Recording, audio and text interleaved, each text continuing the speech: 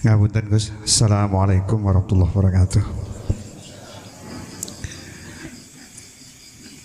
Dari apa yang ditanyakan tadi, memang kalau kita tidak makrifat sungguh sangat berat sekali. Apalagi dalam kenyataan di hadapan kita, katakanlah itu yang mungkin bernama mursyid atau apapun itu namanya, yang memang kebanyakan itu mursyid Indonesia Gus di sini seolah-olah jadi berhala. Mengapa cara berhala? Karena ujung-ujungnya duniawi bagi mursyid itu sendiri. Itu yang pertama. Mengapa di kenyataan ini kok seperti itu? Sedangkan yang kita ini sudah booming kemana-mana, insya Allah ini sudah menyeluruh. Dinul Haq ini adalah sebuah ajaran yang memang sangat menenteramkan jiwa kita. Yang kedua, Gus, pertanyaan kedua kami, saya dulu dinabubukkan dengan hadis yang mengatakan bahwa kunci surga itu la ilaha illallah. Yang saya tahu, dengan masuk ke sini ada la ilaha illa anta, la ilaha illa ana. Apakah dalam hadis Kanjeng Nabi itu tidak ada yang mengarah ke sana selain la ilaha illallah? Saya kenal dulu la ilaha illallah kunci surga, itu mantap kayak gitu.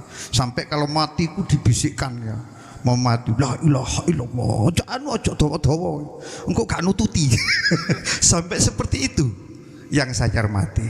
Ayo dawa kok la ilaha kok gak tutuk kok Allah gak ono, iku kok bahaya. Yang saya lihat dari pengalaman seperti itu. Itu yang kedua. Terima kasih. Assalamualaikum warahmatullahi wabarakatuh. Waalaikumsalam warahmatullahi wabarakatuh. Lewat pertanyaan yang pertama terkait masalah mursyid, ya, izinkanlah kami menasehati bagi mursyid yang belum memegang sirul asrar. Pasti seperti itu, pasti. Siapapun kita, ya, apapun status kita, kalau belum memegang sirul asrar pasti mutre ujungi dunia.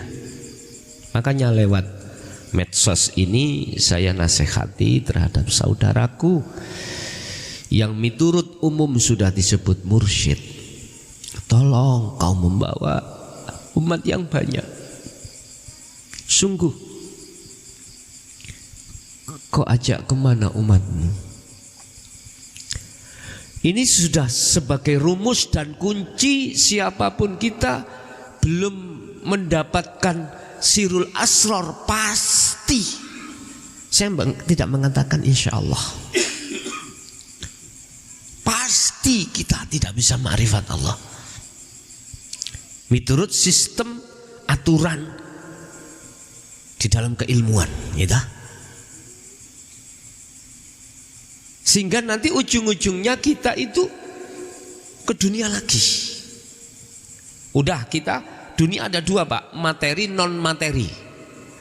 Yang non materi dalam hatiku masih ada ingin dipuja, itu non materi. Ini duniawiyah, kesenangan dunia.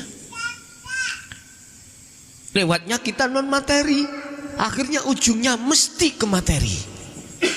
Mohon maaf, saudaraku yang sudah kesebut mursyid, tolong sudahi. Sungguh sudahi. Estu sudahi. Karena ini sudah waktunya. Terus siapa lagi yang mau menasehati jenengan kalau tidak Allah? Allah menasehati. Jangan melihat fisik saya makhluk, jangan, tolong, jangan estu, jangan.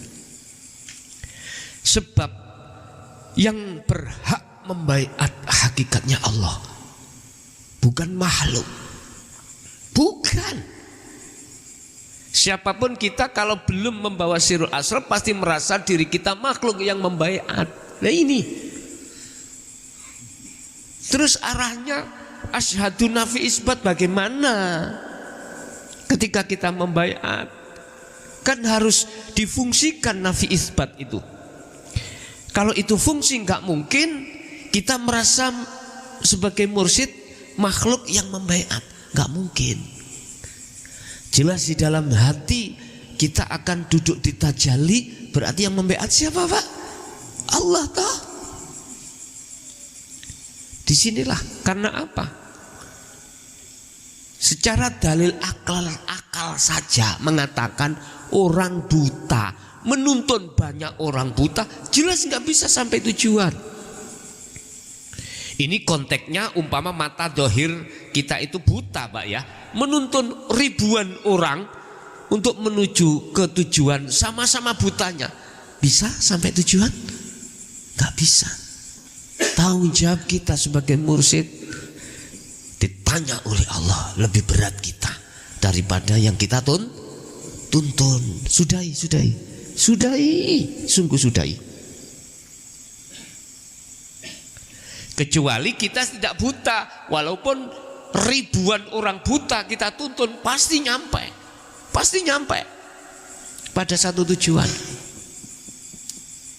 Caranya bagaimana? Gampang toh. Ya seperti kita ngiring bebek nih loh Pak. Tahu bebek? Ya kudu ngelumpuk, sofu, ngumpul loh. Zam, tali. Kesini yo, ngumpul loh. Udah. Dikasih tampar ya, dikongkon kecoan tampar kabeh, udah ditarik gitu. Loh, bisa nyampe karena kalau kita tidak buta. Sama iki berkenaan dengan basiroh. Mata hati. Basiroh. Kalau basiroh kita itu buta, nggak akan bisa, Pak. Terus tanggung jawab kita di mata Allah lebih berat. Itu. Makanya kalau sudah bicara dinul haq, tidak menyentuh sama sekali tentang materi atau non materi, nggak bisa, nggak menyentuh situ sama sekali, nggak. Makanya kalau nek eling pesene abah kula piyambak lho ya. Sing abah kula biyen ya meleki. Meleki kalih kula. Padahal anake kula. Saya tanya tentang kuncinya yang mana? Tentang sirul asrar niki lho wong dereng ngertos. Mulai 76 Pak dulu itu sudah dididik kita. Anaknya mulai ibtidak sudah diajarkan untuk sirul dzikir siri dan jari niku sudah. Tapi saya tanya Allah yang mana? Enggak pernah dibuka. Cari sendiri gitu Loh, ketika saat Allah sudah mentakdirkan bertemu sirul asrar, tak taskhihkan. Loh, kau kok sudah tahu? Ya iki.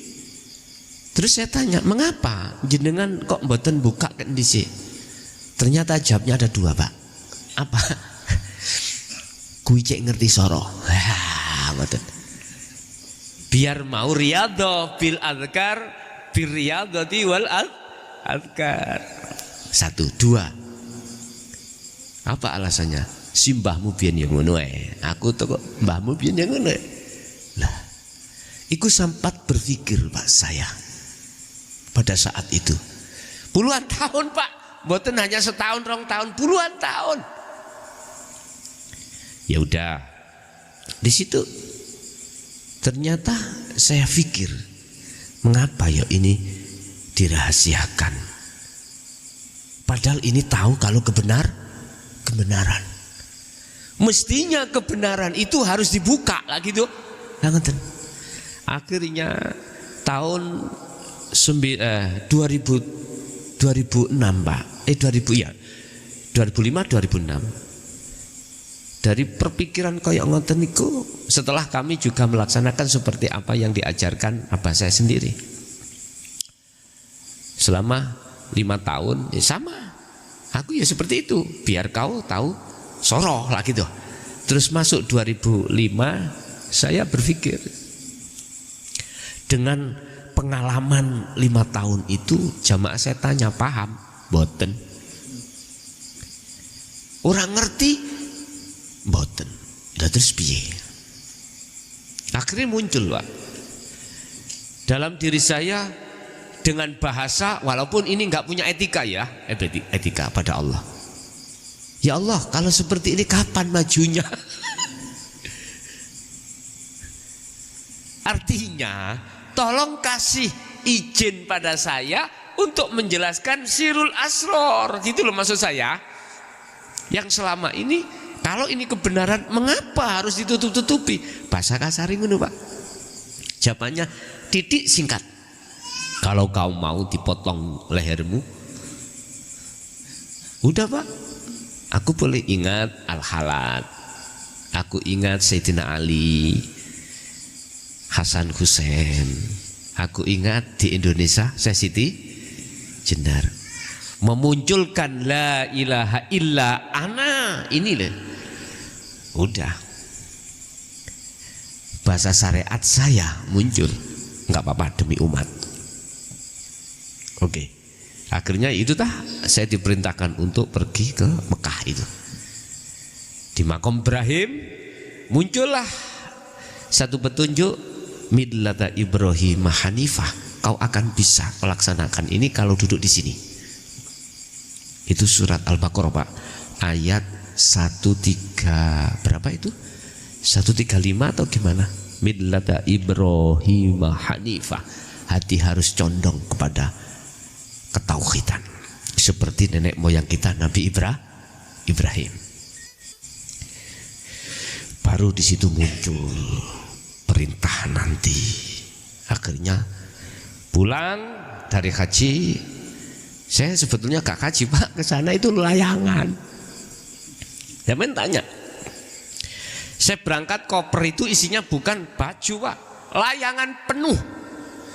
Tahu layangan ya? Layangan. Layang-layang ini, Pak. Bahkan kurang saya kerdusi, sempat di embarkasi Surabaya ditolak. Padahal yang ngurus itu adalah jamaah yang eksis di dalam ini. Di sana ada jamaah yang menjadi pejabat di sana. Nggak bisa. Ya udah, tertinggallah yang satu kerdus itu pulang lagi. Cuman koper nyampe. Saya hanya bawa berapa setel? 3 setel aja. Dusanya layangan. Kakak saya almarhum Kiai Dimyati Rosyid ya sempat bilang sama saya, jangan terlalu, nanti jamaah tambah bingung. Aku sempat dinasehati ngoten. Beliau kakak saya nomor 2 gini. Beliau kan ketua MUI Mojokerto pada saat itu, Pak. Nah, aku ditanya, jenengan ke sana apa? Haji? Enggak. Ngoten. Apa? Layangan gitu. Nggih, layangan. Nggih. Tapi secara syar'i saya juga melaksanakan rukun haji dan umroh. Cuman tetap nggak layangan. Habis menunaikan umroh, tawaf misalnya, oh boleh layangan itu, boleh. Nah, jamaah yang dalam satu rombongan itu ya sudah dikasih tahu sama kakak saya, udah, gue jangan protes, nguasi adikku ngono, baik adikku belajar gendeng, jadi ngono, jawe ngadan. Udah. Setelah mendapatkan ayat millata Ibrahim Hanifah, ya 135, betul lah itu. Coba dilihat. Di situ di rumah sehabis 40 hari saya sudah tidak ada. Artinya kami ditidurkan Allah hampir 1 tahun. Hampir 1 tahun. Lah di saat itulah masyarakat mengatakan saya itu orang gak waras. Tahu gak waras ya? Mungkin dia mengatakan, oh kehabisan pil gitu. Atau ada yang mengatakan sampel. Tahu sampel ya? Kalau bahasa Al-Quran majnun, wahuwa majnunun, dia sampel. Sampel itu gila itu ya. Yes. Padahal yo tidak, aku ya orang ngerti. Orang tidur itu gimana tuh Pak? Orang tidur tahu pakai baju atau enggak? Tahu? Tidur yang tidak pernah mimpi. Piye? Tidur yang enggak mimpi, piye? Tahu apa Anda? Kan tidur ada dua. Ada tidur itu mimpi. Jadi merasa melihat apa lagi gitu nih. Ada tidur yang tidak pernah mimpi. Jadi saya ketepatan tidur yang tidak mimpi. Jadi ya nggak tahu apa. Secara akal ya nggak tahu apa. Nah, orang seperti itu saya tanya, wajib sholat enggak secara syariat? Tidak wajib. Karena bighairi aklin. Akalnya tidak fungsi. Udah. Habis itu ya itu. Akhirnya sampai saat itulah saya berani menyampaikan dinul haq, khususnya kunci kemusyahadah sirul asrar, mengikuti surat Al-Hijr ayat 94 sampai 99. Al-Hijr 94 sampai 99. Bagaimana ketika Rasulullah itu menyampaikan dinul haq di tengah-tengah umum itu ternyata perang-perang. Tapi apa yang terjadi imbasnya? Rasulullah sempat dalam benaknya itu sempit dikarenakan mayoritas umat tidak mau menerima. Ini resikonya. Sampai dalam ayat lain, mereka yang tidak mau menerima ajaran Rasulullah itu menuduh Muhammad itu tukang sihir. Apa yang dia berikan itu karena akal-akal Muhammad. Min jinnah, Muhammad itu mantan orang edan. Yo, mantan toh awak dhewe kan? Mantan. Enggak apa-apa edan nang Allah nyampe enggak masalah. Tapi nek edan nek bojone tangga iki lho sing bermasalah. Janganlah bos.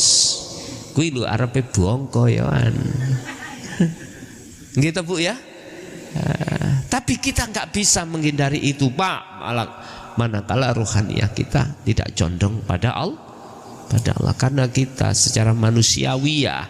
Ini anak wong lanang, ketok wong wedok ayu, entah di bojo enggak nek gak seneng gak normal sampean. Nggih mboten? Iya. Gak normal. Tapi nek condong sampean terhadap Allah jatuhnya lain lagi Pak. Lain lagi ini persoalannya. Terus di situ dalam ayat Al-Hijr itu sampai kapan ketika kita sudah mendapatkan sirul asrar?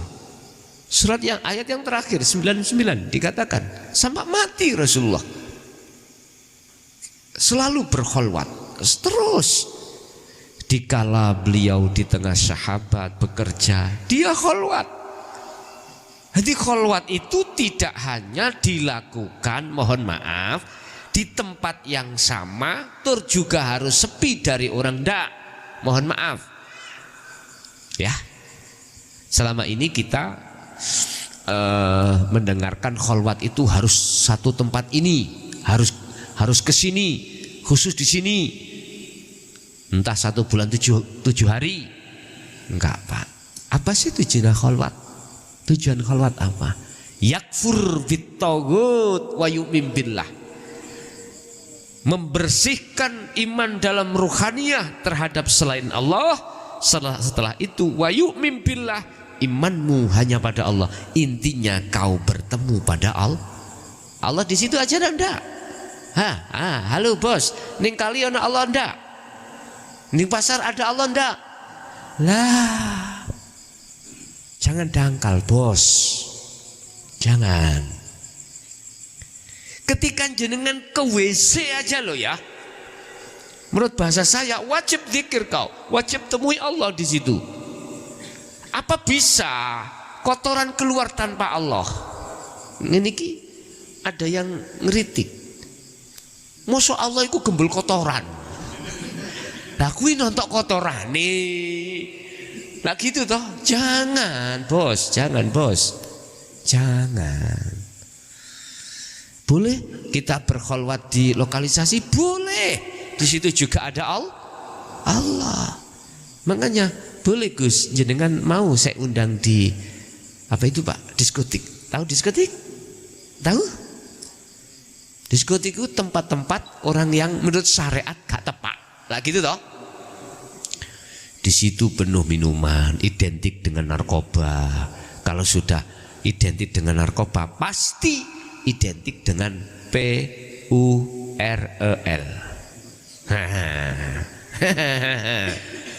Loh, sampean kok tahu mlebu aku Bos? Iya, waktu zaman saya nyar-nyarani baru-baru dinobatkan menjadi kepala desa. Saya pernah di Bintek di Surabaya. Di lokasi mana ya saya lupa. Ada satu teman ngajak saya, Gus, ayo jalan-jalan ngumbah motor. Saya sendiri biar juga dianggap orang desa Pak. Mau elok air. Tak kira sih nang kafe-kafe terus minum kopi dan sebagainya. Ternyata masuk gedung, begitu masuk dam. Dari luar nggak dengar. Tapi ketika masuk dodo koyok di sentok gini. Ternyata di situ ada bidadari Pak Bu. Mboten enten sing kerudungan ngeten iki. Semuanya mohon maaf ya, iki yang ku tahu saya cerita. Roken dukune dengkul. Mbok katokan, mbok aku gak ngerti, mergae gak ngintip. Tapi mohon maaf, ojo ditiru gak.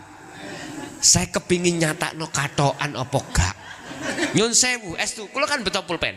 Tak rutuhno, Pak. Epok-epok njupuk. Ya Allah ya Karim. Mbuh bener mbuh gak. Saya melihat barongan. Loh, ampun ditiru ya. Ampun ditiru. Wis sampean simpulno, Estu. Minuman Pak. Dituangkan, minum. Terus Gus, sampean nggih melok. Iya melok. Tapi gak roh, sampean tak masukkan perut apa enggak kan gak tahu. Saya menghormati teman saya, jika dikatakan wong desa nemen. Iya, saya angkat, saya masukkan mulut. Tapi tidak akan pernah masuk di dalam tubuh. Ya apa caranya tahu? Tahu? Ono wong mangan gak melok warak sing warek ono. Paham ya?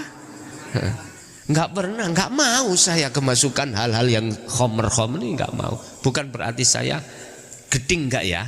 Geding enggak. Saya ngambil hukum di mana sekiranya hablum nanas saya dengan teman saya itu tidak apa-apa, cekak sok alim, sok opo lah enggak.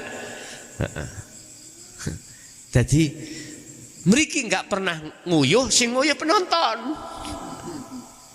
Tamen tahu tumun dalang nguyuh apa?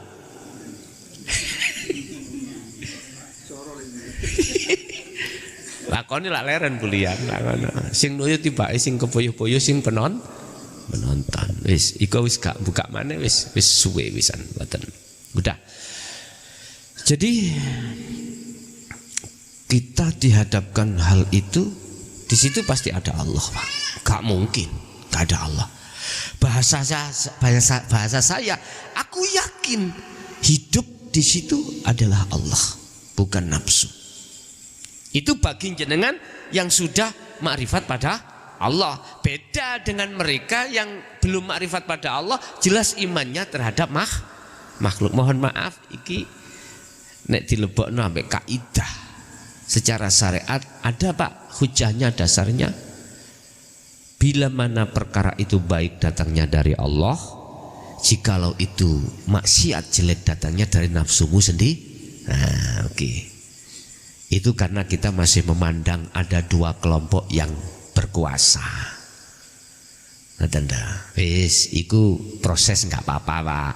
Tapi tolong jangan sampai kau yang berkuasa imanmu ada dua.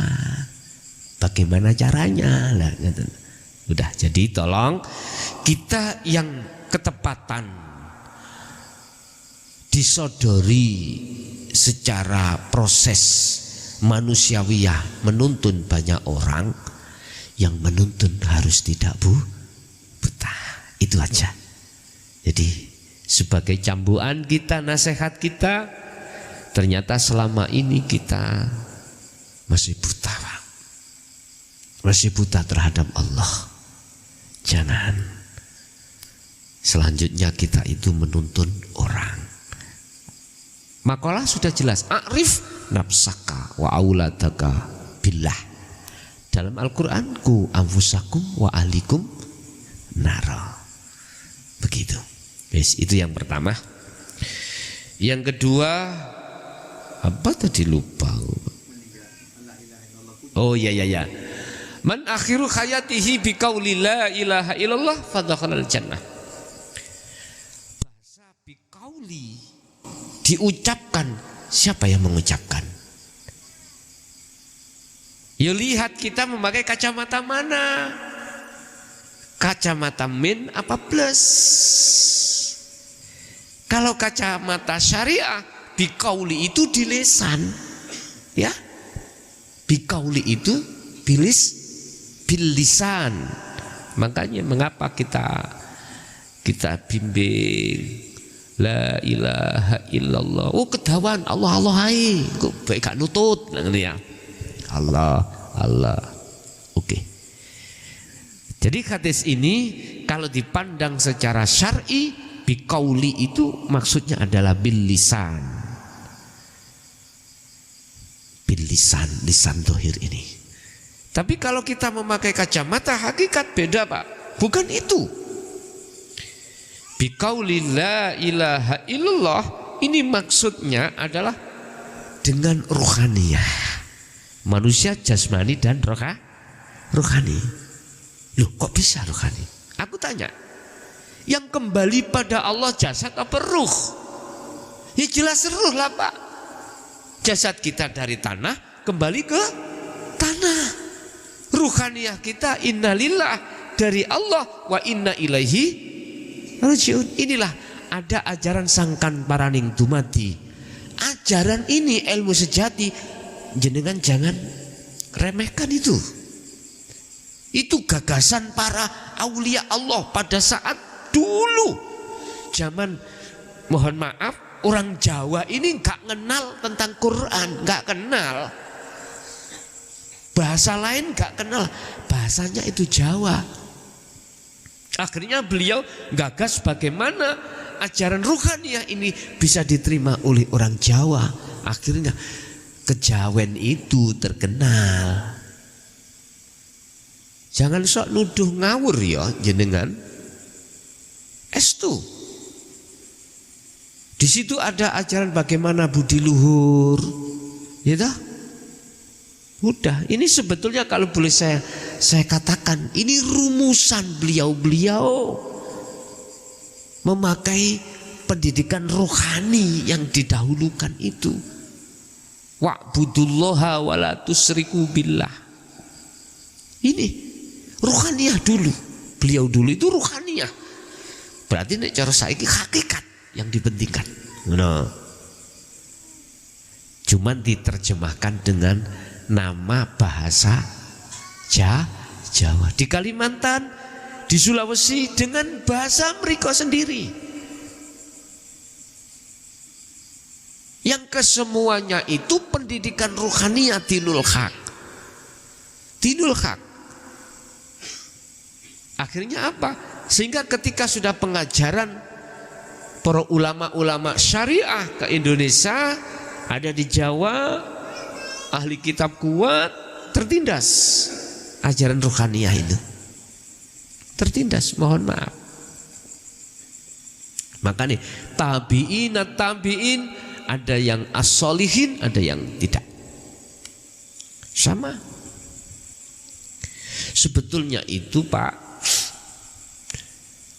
ketika saat zaman yang kita belum diletakkan di situ, sifatnya pemaksaan.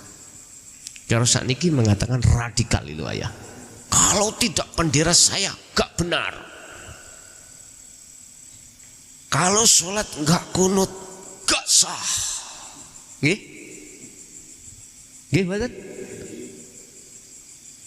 Saudara kita yang punya hujah imam sendiri tanpa kunut tersinggung. Sampai kapan?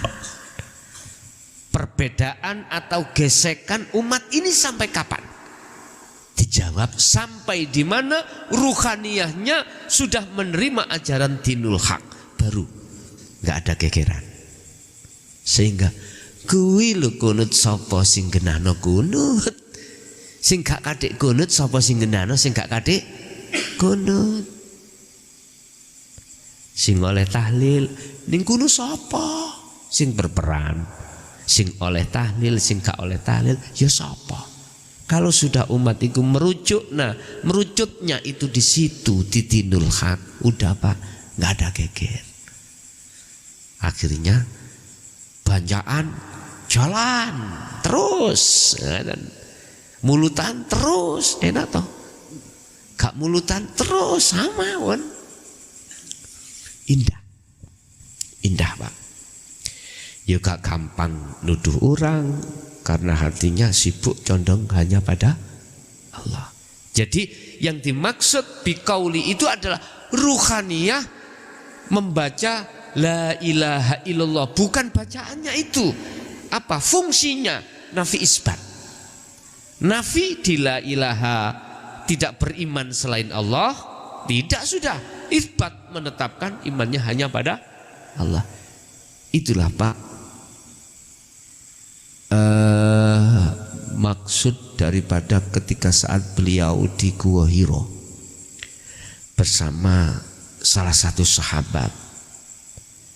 Sahabat itu takut karena di luar Gua Hiro itu orang kafir ngepung, ya, dia ketakutan. Akhirnya Kanjeng Nabi dawuh, kita tidak berdua tapi bertiga. Siapa? Allah bersama kita.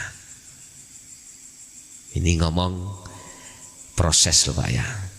Kan zaman ketika saat beliau Rasulullah dikejar ulang kafir Quraisy mau dibunuh, akhirnya masuk gua Hiro, terus ditutuplah oleh laba-laba. Lah gitu toh. Secara akal mereka yang mengejar pimpinannya gak mungkin masuk sini. Tapi kemana Muhammad klebete untuk ini mange? Pertanyaan, kalau masuk jelas rusak. Nah gitu dah. Yang namanya rumahnya laba-laba itu jelas karena diterombol. Akal, mereka menggunakan akal. Akhirnya, oh gini aja, kita nggak usah masuk. Barangkali di dalam ada makhluk buas gimana? Pakai kerikil. Kalau buk berarti ada orangnya. Kalau enggak buk itu berarti enggak ada orangnya. Delalah waktu kerikil jatuh itu mengenai gigi. Jadi gak buk Pak. Akhirnya dia itu meyakini enggak ada orang. Udah tinggalkan. Begitu cara Allah menyelamatkan. Karena pada saat itu dinul haq ini kan kena tindas Pak. Kena tindas. Ajaran Rasulullah kena tindas. Bapak Ibu, jadi yang dimaksud biqauli la ilaha illallah dari kacamata hakikat adalah perilaku amalia ruhaniyah. Yang ruhaniyah itu makrifat pada Allah, nafi isbat itu tadi. Lah, hal itu bisa jadi teraplikasi di dalam jasmani mengucapkan la ilaha illallah. Kadang Allah dok, kadang nggak ngucap loh Pak. lesan nggak ngucap. Beliau itu ketika sakaratul maut ada yang nggak ngucap. Tapi ruhaniyah yang kembali pada Allah di situ. Jadi tolong nanti sirul asror jaga, karena itulah yang menentukan rohaniyahmu bisa kembali dan tidaknya pada Allah.